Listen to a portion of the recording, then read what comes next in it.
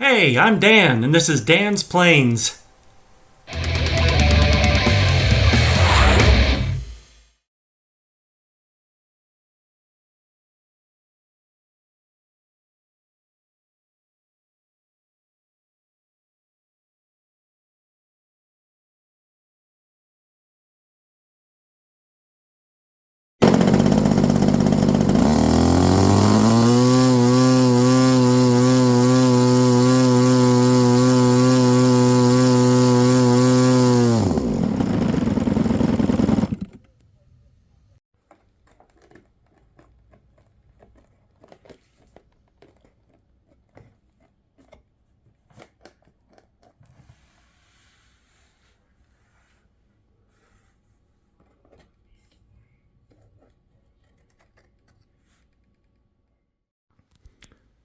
All right, I've got two repairs I'm looking at on my MiG-3. First of all, when I run the engine, I got it all set up on my Radiomaster, set the low and high end points on it, but it sounded like it was rich. If you noticed my last flight video of the David Ward Memorial flight, it sounded like it was rich. It also sounded like it had a skip to it. So I brought it home. I leaned up the high end, and that cleared it all up, and it's running fantastic. And I even got higher RPMs on the top end. I went from like 6,800 to 7,600. So that was nice. And then the throttle arm started pulsating, just different levels of pulsating when I had it on high throttle and kept it on high throttle. So I've heard all kinds of theories of what it might be. I've wrapped my spark plug cable in electrical tape because it had been worn through in several areas, and I heard replacing the ignition could fix it, but then I heard just wrapping it in electrical tape will stop any RF from getting away from the cable. And also when I ran it, I was able to get the RPM lower on idle, much lower than that David Ward Memorial flight. So that was good too. But then I noticed after we made the major repair at Dino DiGiorgio's last year, the top of the firewall didn't quite fit back to the fuselage sheeting. So I've got sheeting that's just loose and is completely rattled away. So I'm going to have to oh, I lost a screw. Nice. I'm going to have to pull this off, pull out the battery and ignition, pull off the other plate that's there. Probably, well, yeah, pull out the fuel tank again, which is kind of a pain in the butt. Then there's another plate in there, and I don't think I can get that plate off. It's screwed in, and I can unscrew it, but there are two balsa blocks there that I think the top plate screws into, and they are epoxied, so I don't think I'm going to be able to get off that last plate, which I need to get into the top of the fuselage. So that's next on the list. As far as pulsating, the servo connection is tight, and the servo ends don't have any slop in them. You've got a Z-bend here, if it'll show it, Z-bend there, and then you've got, I don't know what you call this kind of clevis, but it's a clevis that also has a metal piece that you put on that connects it, and a retaining bolt nut. So push rod's tight, so it's not like there's slop that's causing that pulsating. So maybe the answer is replacing the servo. That's kind of where I'm headed next. I already had to replace the servo on the choke, so why not replace the servo on the throttle? Because, you know, why not? Whoops. So just when I think that this is all ready to fly and then I have a good flight with it, then I run into problems where the engine just would flat out die. I mean, it's running above idle at a decent RPM, probably 5,000 RPM. No, probably about 4,000 RPM, and it just stops. Just stops. So hopefully that was a problem with the shielding on the spark plug cable. But, you know, gassers are new to me still after, what, 2 years? And I'm still trying to wrap my head around them compared to knowing glow engines, which now I'm forgetting stuff about glow engines. So that's what's going on with this. I think I have a few second video showing the pulsating. I'll stick that in the video next, if I do. Here it is with the first outer panel removed. So you see there's the ignition and the battery. After that, there's another plate that gets removed by these two drywall screws.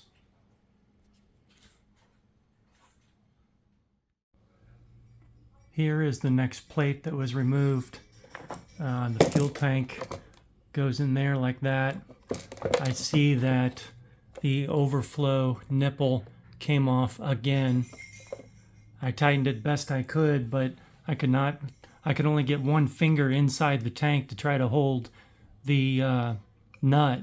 So I think I'm going to just replace the tank because I don't have any tools that can go inside the tank at this angle to reattach that nipple tightly for sure. So next issue is this plate that holds the tank prevents the tank from hitting the throttle push rod. You can see that in there. And this plate was screwed, if you can see the screws. It was screwed in, but at the field repair, glue got on it. So I can unscrew it, but probably going to have to try to cut away that glue if I can get in there. These bolts will block getting an X-Acto in there. And then even if I loosen the plate, I don't think I can lift it out because these hardwood blocks are on either side. I think will stop the plate from coming out. But I need that plate out to be able to get into that top part of the fuselage. So I've got to think about this a bit. I'm first going to try to unscrew the screws and see if the plate will move or if the glue is holding it in place. I've sawed away one of the wood blocks and then I used a Dremel to grind out the glue that was holding that plate in, and I was able to get the plate out. So first of all, this is the saw I used to saw out the block, and then to grind out the glue I used that tip on the Dremel. I'm making a piece of foam here to go in there because due to the gas leak, all the foam that was there that was providing support for the top of the fuselage got ate away by the gas. Ate away? Eaten away? Whatever, correct me in the comments. So without that support, that's why the balsa wood started just flapping in the wind.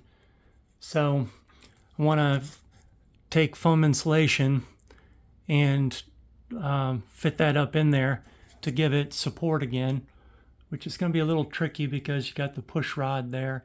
But looking at the push rod, I noticed this whole panel is loose.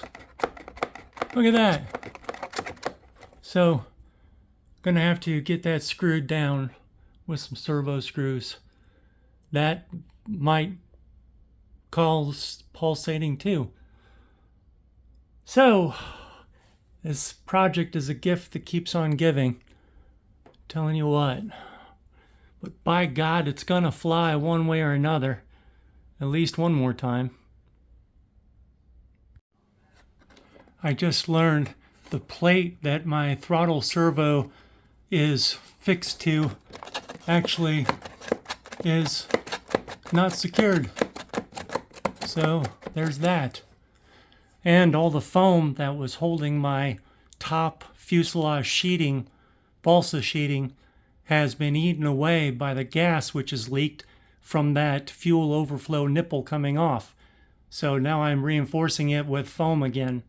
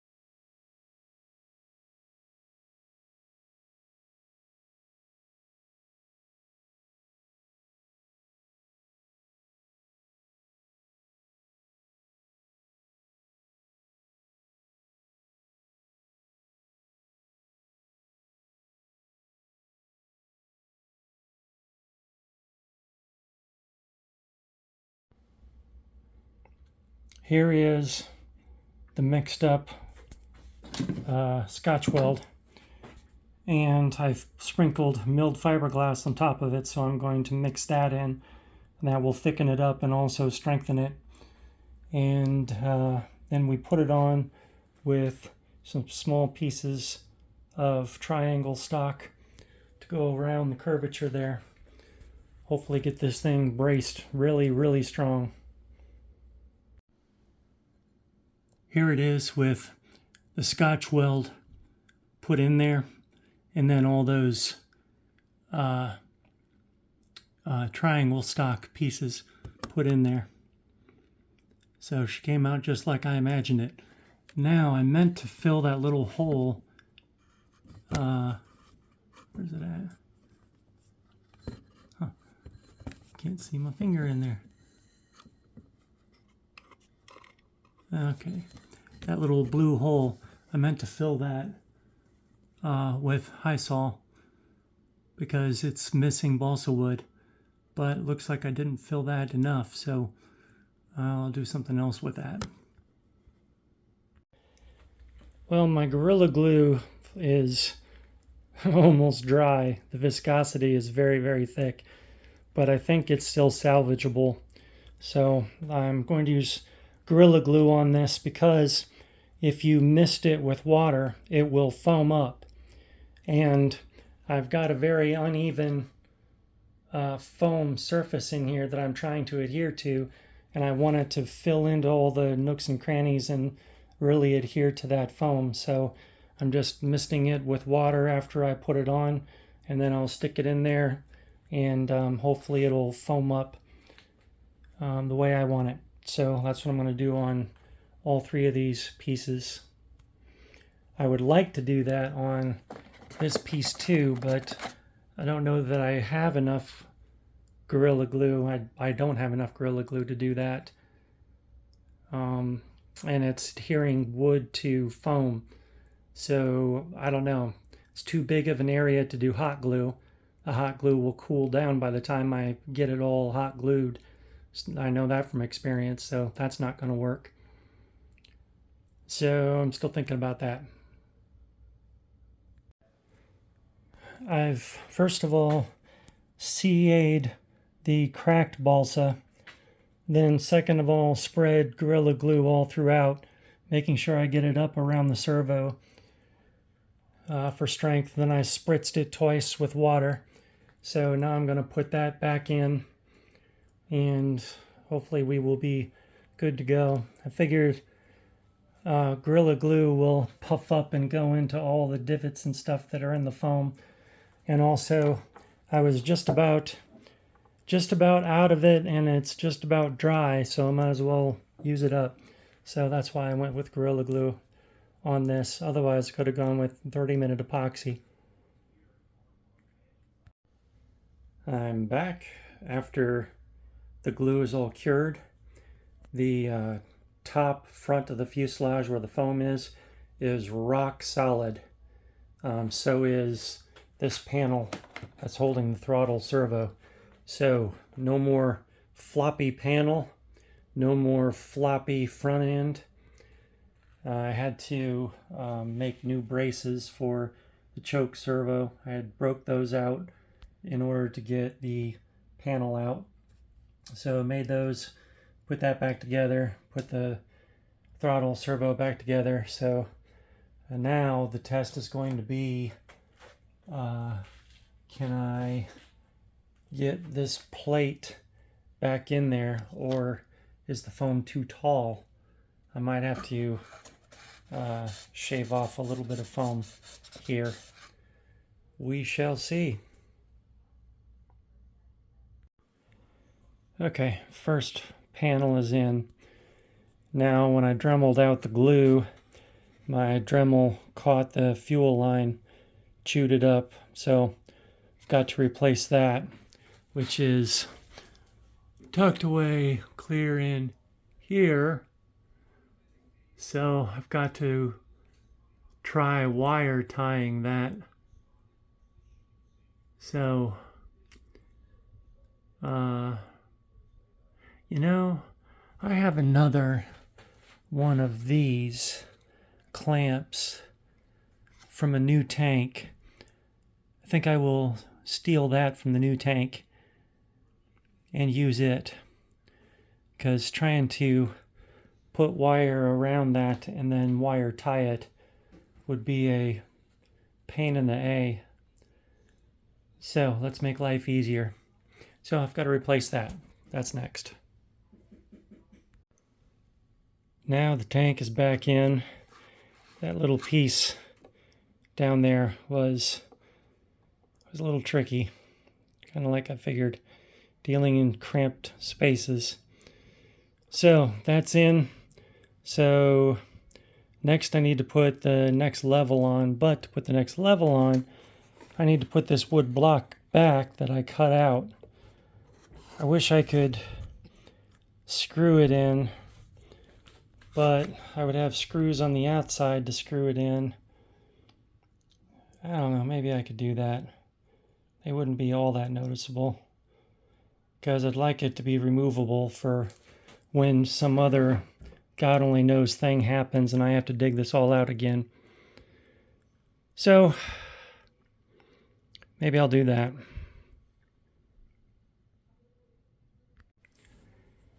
All right, I got the top plate put in, and then I realized I didn't put this battery underneath the fuel tank, underneath the servo. So I got to pull this back out again. Stupid Dan. I am my own worst enemy. And I went ahead and did the screws on the side so I can take that block out when I need to. I had put an extra screw in here that screws the outside because I knew I would lose them. Sure enough, I've lost one, so I'll get to use that. I'm glad I did that. They were matching screws, and matching is important. I can't stand having 3-4 different screw sizes and needing different size screwdrivers to remove one part. Really annoying.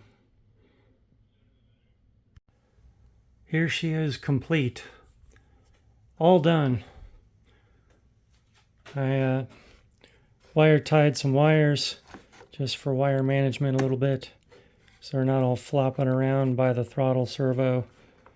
And these spare wires I wound up in here, and got a couple more labels on some wires. So she is ready for testing when the weather gets good, and maybe after I clean the carburetor on my Focke-Wulf, since that's given me trouble. Oh, well, I guess I won't put the cowl back on until I'm sure that she's running okay. So, this completes the MiG repair. Hope you enjoyed the process and unlayering the onion on this repair. Boy, it turned into a lot of repairs. But please like and subscribe. If you want to donate to future projects, there's a Patreon link in the description. I wish you the very best, good speed, and blue skies.